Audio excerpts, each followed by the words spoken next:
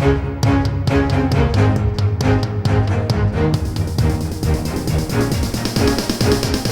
is the Washington Times front page for Wednesday, June 9th, 2021. Thanks for joining us. I'm George Gerbo. Cyberattackers have hit a tool that U.S. House of Representatives members use to communicate with their constituents.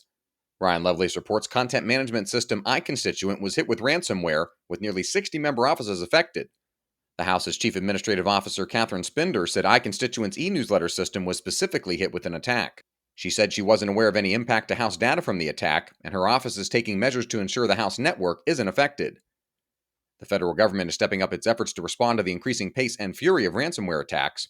An iConstituent representative declined to comment on the cyber attack when reached by phone. Activists and civil rights groups frustrated about inaction on a key campaign promise are pressuring the Biden administration to end federal executions.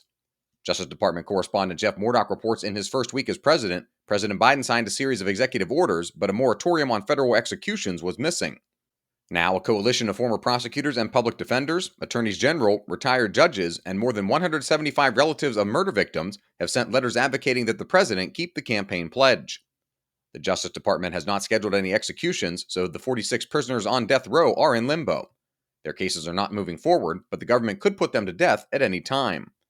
It would take legislation from Congress to completely abolish the death penalty.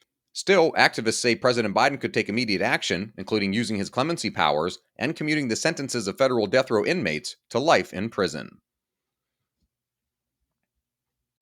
In California, Los Angeles County District Attorney George Gascon is facing a recall drive just 6 months after taking office after being criticized as being soft on crime. James Varney reports Gascon is among a group of Democratic prosecutors aiming to deal with crime by employing social justice tactics such as reducing charges and sentences against accused or convicted criminals and easing parole requirements. Los Angeles Police Chief Michael Moore has reported a 73% increase in shootings during the first 4 months of this year compared with the same period last year. LA is on pace to have about 340 killings by the end of the year after recording its highest death tally in more than a decade, 350, in 2020. A reminder that you can find all these stories at WashingtonTimes.com/front page. Don't have access to the Times yet? Visit WashingtonTimes.com/George and get 25% off your annual subscription. On immigration, Stephen Dinan has a look at smuggling operations on the southern U.S. border with Mexico in the first of a 3-part series. It's become an accepted part of border wisdom that the surge of illegal immigrants is enriching cartels. That's true to some extent, but most of the money ends up in the hands of migrant smugglers, who can make lucrative cash ferrying people through border control checkpoints. 2021 is turning into a boom year for those operations. Based on the number of migrants and the prices they're paying, smugglers are easily on track for their biggest profits in history. And finally, in Ethiopia, Africa's second most populous country is preparing to hold general elections on June 21st, but many people are questioning whether they'll be free and fair.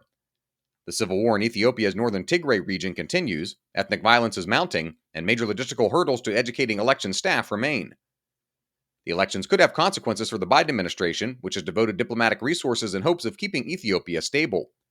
Biden recently called for a ceasefire in the Tigray fighting, but Prime Minister Abiy Ahmed's government brushed aside the proposal, saying Ethiopian forces would soon wind down fighting against the operatives.